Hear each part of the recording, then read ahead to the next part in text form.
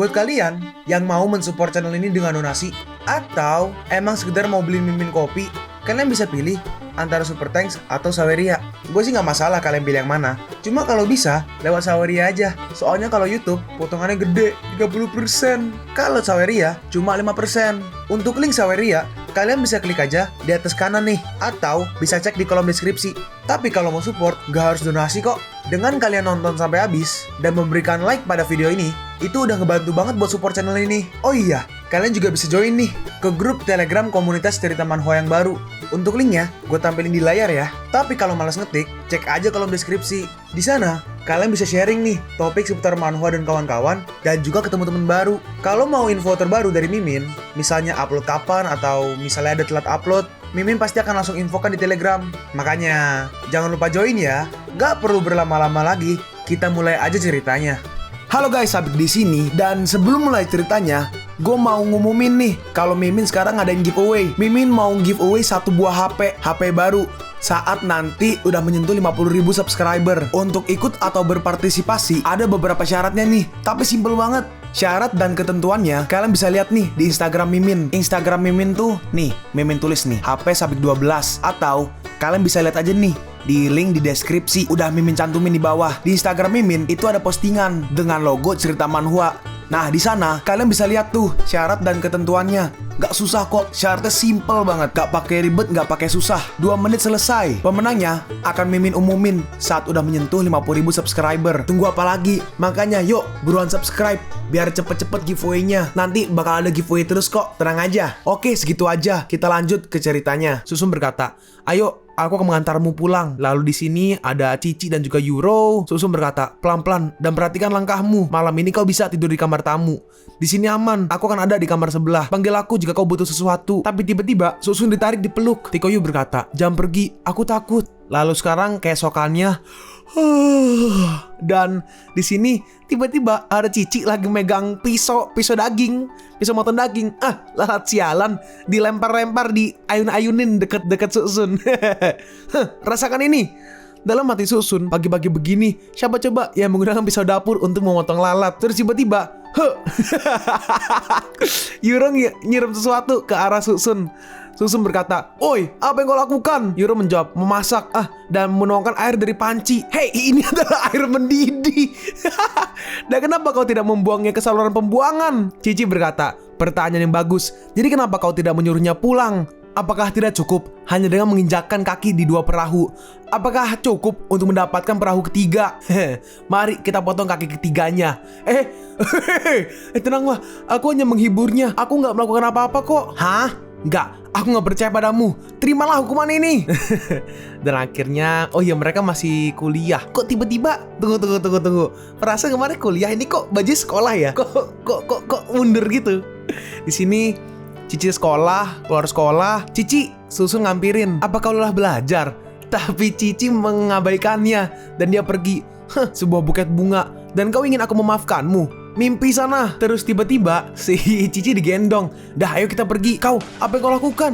Lihat itu, anak muda itu sangat bersemangat. "Hei, turunkan aku." Terus ternyata dibawa ke restoran. Susun bertanya, "Gimana? Apa kau masih marah?" Udah, sini buka mulutmu." "Enggak, aku nggak lapar. Semalam benar-benar tidak ada yang terjadi. Kenapa kau masih tidak percaya padaku?" "Aku tidak akan mendengarkanmu." Terus di luar di mobil nih ada si itu ya, si beruang ya, yang kanan berkata, "Tuan Su adalah pemimpin yang hebat." Pada akhirnya masih ditekan oleh wanita sampai mokat, yang kirim respon. Ya, dengan begitu Tuan Su juga senang. "Oh ya, kapan kau akan mengganti ponselmu? Itu udah sangat tua.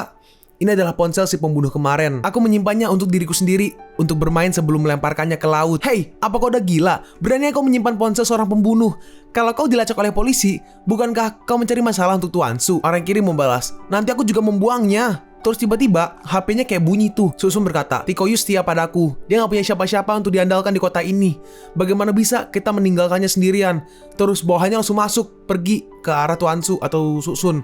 "Tuan Su, kita punya masalah. Aku sudah mengirim seseorang untuk mencarinya." Orang-orang yang mengambil gambar itu seharusnya mengubah posisinya dan tidak dapat ditemukan. Dan di sini ya, di HP-nya ada foto tuh guys, kawan-kawan. Target berikutnya telah ditemukan. Dan itu di situ foto dari Susun dan juga Cici yang lagi makan di restoran. Lalu akhirnya mereka berdua jalan. Susun berkata, jangan melihat kemana-mana, tetaplah di jalan. Terus di sini ternyata ada si ini nih, si beruang nih, dia lagi memantau juga ya. Apa kau menemukan sesuatu? Orang di walkie-talkie menjawab, tidak ada penguntit yang ditemukan dalam jarak 200 meter ke belakang. Sial, dia melarikan diri. Terus akhirnya dilaporin, Tuan Su, saya secara pribadi akan memimpin tim dan melakukan yang terbaik untuk melindungimu dan Nona An. Sepertinya tidak hanya ada 1, tapi 6 pembunuh berantai. 5 lainnya yang masih belum menyadari bahwa rekan mereka telah mokat, menemukan target baru dan mengirimkannya ke grup. Surga memiliki cara untuk tidak pergi. Neraka tidak memiliki pintu untuk masuk. Kalau begitu, mari kita lakukan lagi untuk orang-orang. Tuan, haruskah kita mengirim pesan di grup ini dan mencobanya? Susun menahannya. Hanya 1 orang yang telah mengirim pesan hingga saat ini. Yang berarti mereka sangat berhati-hati sebagai sebuah kelompok. Situasinya nggak diketahui. Berbicara dengan gegabah hanya akan membuat mereka curiga. Sial, anak itu sangat berhati-hati. Dia bahkan membersihkan semua catatan obrolan di ponselnya. Susun bertanya, apakah mayatnya masih bisa ditemukan? Si beruang menjawab, dipasang di kandang yang tenggelam di laut. Seharusnya masih bisa diselamatkan. Oke, ayo kita periksa. Si beruang bertanya, tubuhnya sudah dicari, gak ada petunjuk berharga yang tertinggal. Aku gak butuh petunjuk. Aku ingin mayatnya yang bicara langsung. Hah? Terus akhirnya ke pinggir laut. Tuan Su, mayatnya sangat bau. Bagaimana kalau? Gak masalah. Terus dipegang di sini ya. Nih, waduh, pakai topeng sapi tuh. Hei gadis, berhentilah berteriak. Gak ada yang bisa mendengarmu di sini. Bos, makanlah semangkuk mie. Hei, di mana kau akan bersenang-senang di malam hari? Hahaha. Ternyata sekelompok ini semua pakai topeng ya. Ada topeng sapi kerbau gitu, topeng babi, topeng monyet. Oh, berarti mungkin dia suka ini kali guys. Suka naik motor, ditarik. Dung tak dung dung tak dung dung tak dung dung. Beda. Oh iya, ngomong-ngomong topeng monyet, gue udah terakhir topeng monyet ngeliat udah kayak 10 tahun lebih kali. Kalian masih sering gak sih? Kalau gue sih pribadi udah gak pernah lihat ya topeng monyet. Kalau kalian mungkin masih ada. Yuk lanjut. Dan akhirnya Susun tahu kan, dari ingatan si penjahat itu. Susun berkata, menarik, jabingan ini. Aku gak percaya mereka tidak mengenal satu sama lain. Si beruang bertanya, mereka tidak saling mengenal. Lalu bagaimana mereka bersekongkol? Mereka berenam bertemu secara online dan hanya mengenal satu sama lain dengan nama kode mereka. Dan seseorang menemukan target yang cocok dan mengambil gambar dan mengirimkannya ke grup. Pada saat beraksi, ke-6 orang tersebut memakai topeng. Sejauh ini, tidak mengetahui seperti apa rupa yang lain. Gak heran, tidak ada yang mengatakan apa-apa. Pada kenyataannya, mereka semua menunggunya untuk mengirim pesan. Terus Susun ngirim pesan nih, makan, minum, dan bersenang-senang. Penyelidikan sudah selesai. Orang itu ada di komunitas Qingmu Villa. Lakukan besok malam. Dan akhirnya, semua orang langsung nongol. Sial, tikus, akhirnya kau muncul juga. Kukira kau sudah tertangkap. Aku hampir berencana untuk melarikan diri. Ya, bagus sekali. Cepat diselidiki. Lingkungan itu adalah daerah yang kaya. Dan wanita di sana banyak yang kaya raya dan berkulit putih. Hehe, aku mulai bersemangat. Dasar sampah. Sepertinya kita harus memperlakukan mereka dengan baik besok malam. Tuan, apa kau ingin... Susun menjawab, enggak, aku ingin mereka bersikap baik dan menyerah. Dalam hati Susun, 2 kasus lagi. Dan itu berkat Tuhan yang membantuku. Dan sekarang ini di malam hari, itu ada ya, nggak tahu siapa itu ya di jendelanya. Dan nah ini dia guys, orang-orangnya pakai monyet, pakai babi, pakai kayak kuda apa benteng, main catur kali banteng ya. Enggak dong, PDIP. Dan satu lagi di bawah kanan nih mungkin tikus kali ya. Bukan. Si babi nanya. Gue kayak ngatain viewer. Enggak ya. Ini si topeng babi nanya, ini villanya kan? Yang kayak kuda tuh merespon, kok nggak bisa salah? Ini pasti villanya. Nah yang bawah kanan nih dia bertanya, di mana si tikus? Terus akhirnya tikus muncul tuh. Ayo ikuti aku. Nah itu dia, tikus datang. Hehe, aku mau bersenang-senang malam ini. Dan akhirnya mereka berkumpul ya. Ayo semuanya cepat ikuti aku. Dan ayo nih si kuda berkata, apa ruangan ini? Aku tadi berada di lantai bawah dan lampunya menyala. Dan kenapa lampunya mati saat naik ke atas? Terus tiba-tiba ditodong pakai pistol. Dan ternyata semua udah berkumpul tuh. Gila, rame banget nodong ke arah mereka. Beraninya kalian masuk ke rumahku. Kalian punya keberanian yang sangat besar. Ayo tangkap mereka. Maafkan kami hanya ingin mencuri. Iya, kami tidak akan pernah melakukan itu lagi. Tolong lepaskan kami. Hei, tunggu, kenapa aku tidak melihat tikus itu? Sialan, dia pasti menjebak kita ke perangkap tikusnya. Gak mungkin, kenapa dia ingin mengacaukan kita? Kita berlima sudah diikat dan hanya dia yang tidak ada di sini. Siapa lagi selain dia? Terus akhirnya masuk nih si tikus. Topengnya juga udah itu ya. Topengnya dicabut. Tikus, waduh, badannya udah kayak gitu ya, udah dihajar abis-abisan.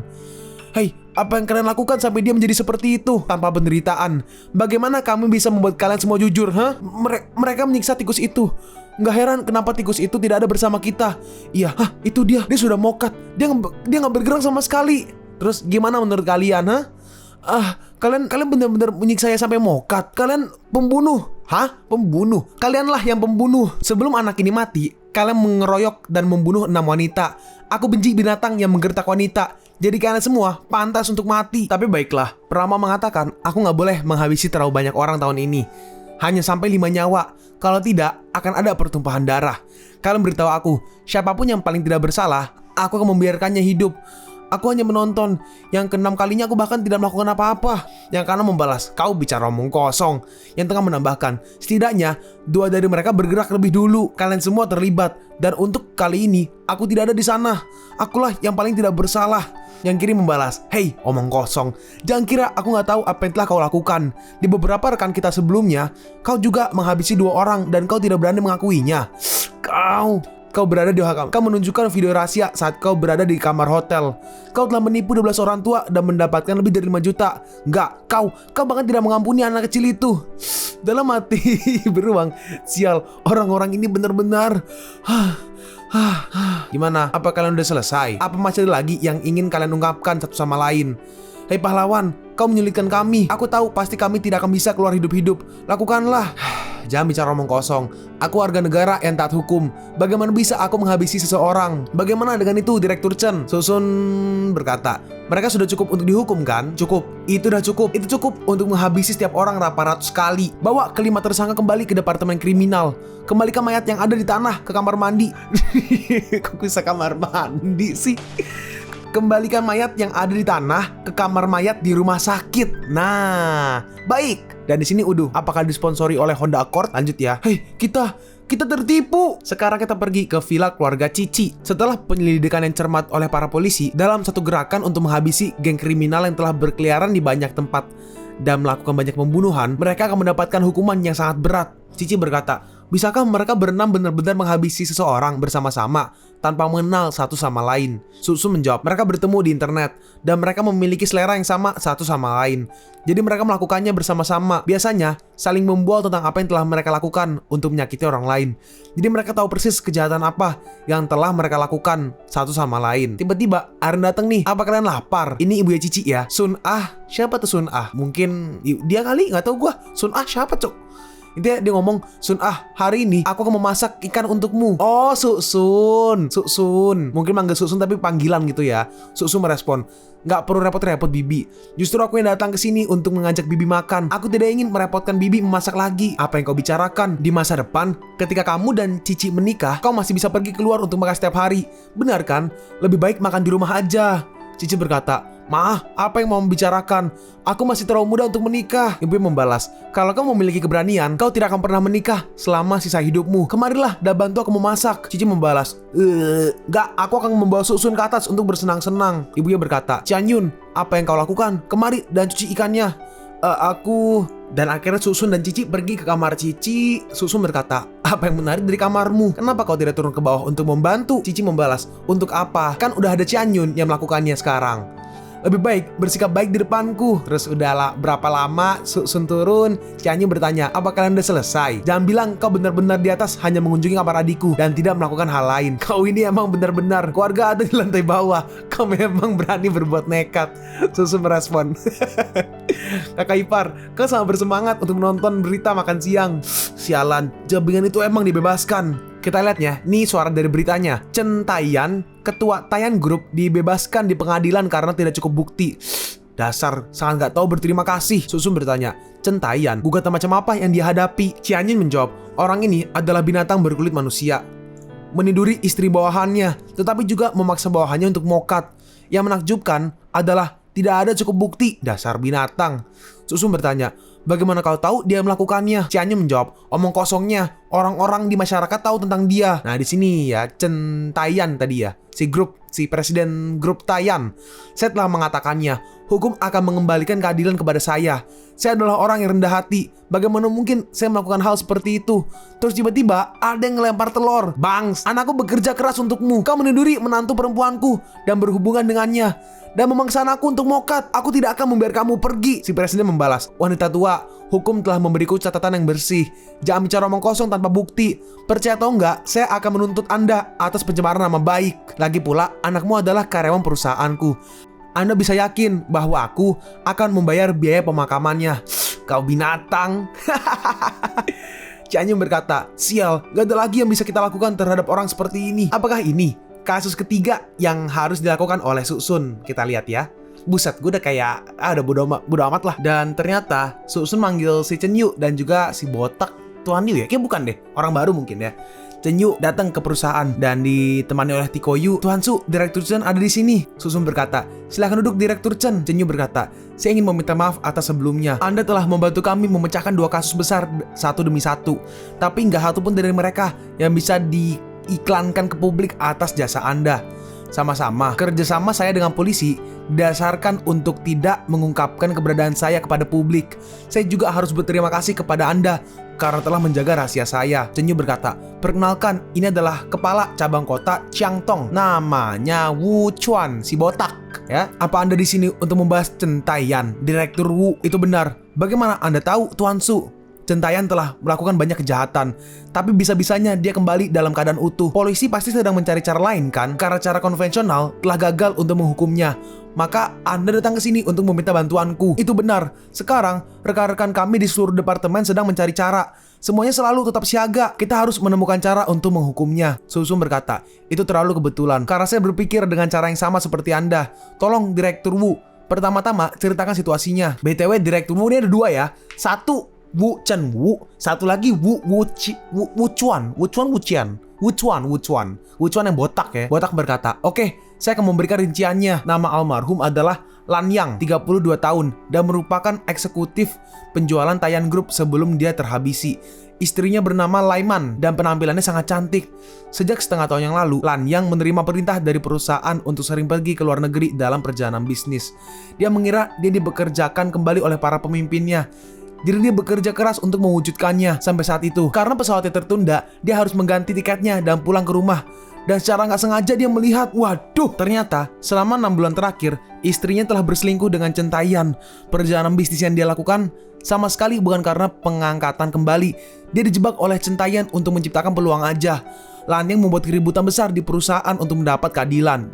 Datang-datang ke perusahaan bawa tongkat, dihancur-hancurin ya komputernya.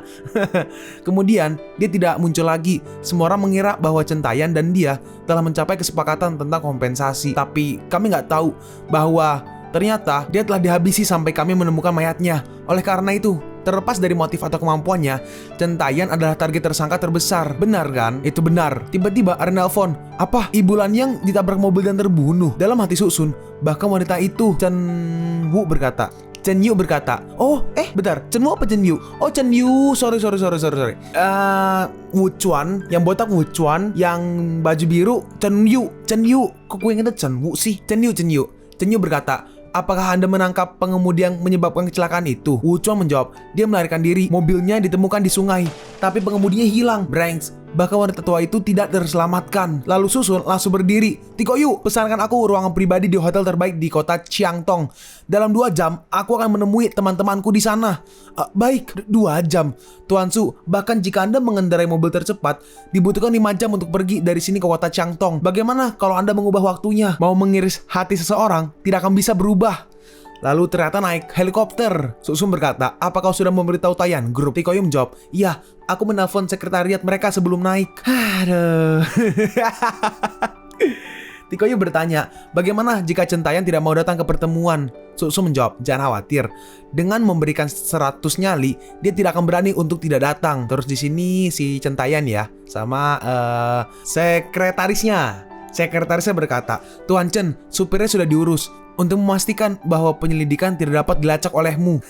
Chen Taiyan berkata, Xiao Jin, kau melakukan pekerjaan dengan baik. Aku akan memperlakukanmu dengan baik nanti.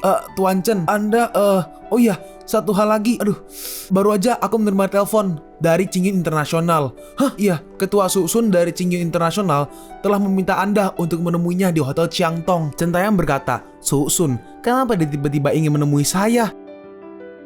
Kalian pun sampai di penghujung video ini. Kalian mau tahu lanjutan chapter ini? Atau manhwa menarik lainnya? Makanya, jangan lupa subscribe biar kalian gak ketinggalan kalau gue upload video baru. Jangan lupa like, komen, dan share ke teman-teman kalian supaya channel ini bisa lebih berkembang ke depannya. Segitu dulu dari video cerita manhwa. Gua Sabik undur diri. See you on the next video. Zaijian!